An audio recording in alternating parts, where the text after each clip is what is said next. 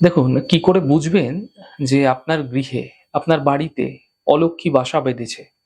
দেখুন, আপনার বাড়ির ছাদে বা দেওয়ালে বা কার্নিশে, বারান্দায় যেকোনো জায়গায় হতে পারে নিজে থেকেই অশ্বত্থ গাছ জন্ম নিচ্ছে।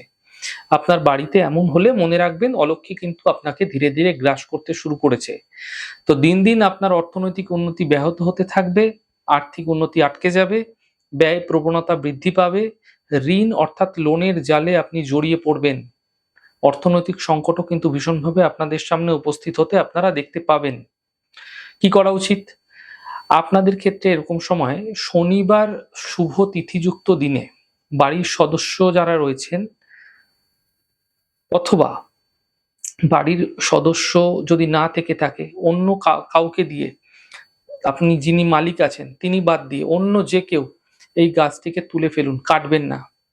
কাটবেন না, মাথায় রাখবেন। এরপর ৭ টি শুকনো লঙ্কা কালো কাঠ দিয়ে বেঁধে অশ্বত্থ গাছের গায়ে আপনারা বেঁধে দেবেন। তারপর অশ্বত্থ গাছটিকে দূরে কোথাও ফেলে আসুন।